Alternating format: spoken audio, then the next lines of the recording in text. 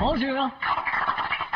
Tu n'as pas l'air dans ton assiette. Il est possible que je sois enceinte. Ah bon? Mais ça m'étonnerait. Et pourquoi ça t'étonnerait? C'est le petit test. Quoi, tu doutes des résultats de ce petit test? Non, je parle de la petite test de ton pénis.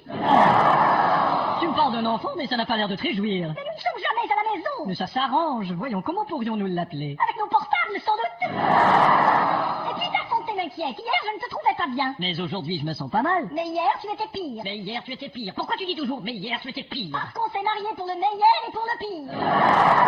Enfin, chérie, ce serait peut-être pas si mal d'avoir un petit enfant ou deux. Si seulement on pouvait observer l'avenir dans la bouche d'une voyante. Ouais, parce que dans les deux tiennes, on ne peut voir que le passé.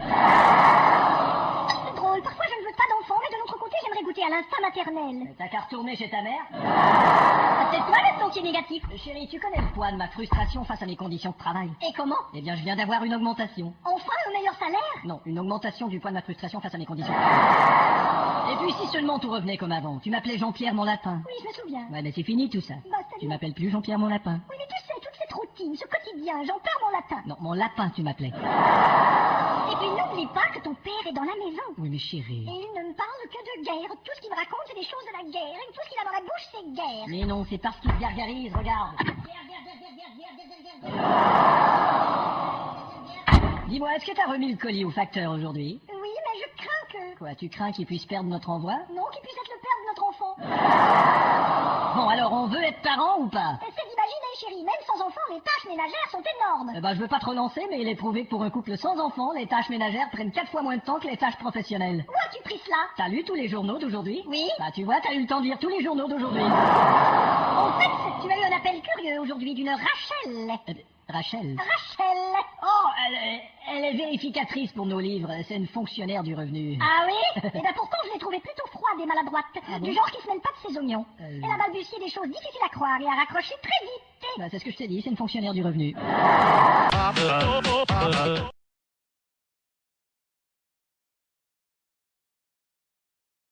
Bonjour. Bonjour. Mon Dieu, qu'y a-t-il? Je ne te sens pas à ton aise. Ah bon? Eh bien, non, c'était... Chérie, me tromperais-tu avec un fermier? Quoi? Mais quelle imagination fertile tu peux avoir, c'est phénoménal. Oh, tu sais, Tu m'étonneras je n'ai aucun mérite. Tu as du talent. Oh, n'exagérons rien. J'avoue que j'ai été un peu aidé par la moissonneuse-batteuse stationnée devant la porte.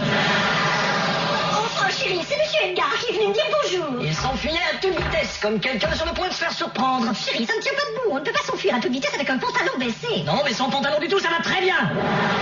Chérie, serais-tu en train de me faire une scène de jalousie? Non, comme tu vois, je suis en train de jouer au tennis. Tu m'as fait ta confiance. Mais mon amour, c'est qu'en plus, il y a des gens qui disent t'avoir vu mardi à l'hôtel avec le directeur de l'école. Oh oui, tu as cru ça? Non, c'est-à-dire, j'avoue que non. Mais ce n'est pas vrai. Je ne l'ai pas cru. Ce n'est pas vrai, chérie. Je suis sûr que ce sont des bobards. Évidemment, chérie, Non, non, j'espère on ne me fera pas croire ça. Ce jour-là, je faisais la cuisine. Non, je te jure, personne ne me ferait avaler ça. Alors tu me crois? Non, je parle de ta cuisine.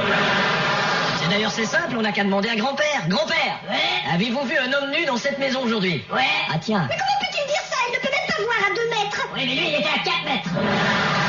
Et qu'est-ce que je vois ici? Oh, ça, c'est... Une lettre? Non, c'était... Venez me mettre mon agneau. Non, c'est une commande pour le boucher. Je veux qu'il vienne me livrer un agneau. Ah, on mange de l'agneau. Oui, voilà. Ah, super. Venez me mettre mon agneau, ça veut dire venez me livrer un agneau. Ah tiens, je vois autre chose sur la commande aussi. Quoi donc? On va aussi manger du par derrière. Chérie, essaie de me comprendre. De quoi? Tu ne veux jamais bavarder avec moi, alors il me faut des interlocuteurs. Ah bah je comprends. Ah oui, vraiment? T'as confondu interlocuteur et hétéroculbuteur. Mais tu ne veux jamais parler avec moi. Bah non. Tu disais toujours que mes histoires étaient stupides et sans intérêt. J'ai dit ça? Oui. Mais ça ne me revient pas. Tu l'as dit. Je me souviens pas du tout. Oh, tu d'avoir- l'as vraiment dit. Je te jure, ça me revient pas du tout. Mais bon, c'est bizarre. Ah, écoute, fais-moi la conversation alors. Ah bon, eh bien, la cousine Brigitte m'a téléphoné du salon de coiffure ce matin. Si, oui, ça me revient. Bon, tu vois, tu ne t'intéresses plus à moi. Mais- Et en plus, mon corps n'est plus qu'un vieux débris. Mon chéri, tu m'excites. Non, je te cite.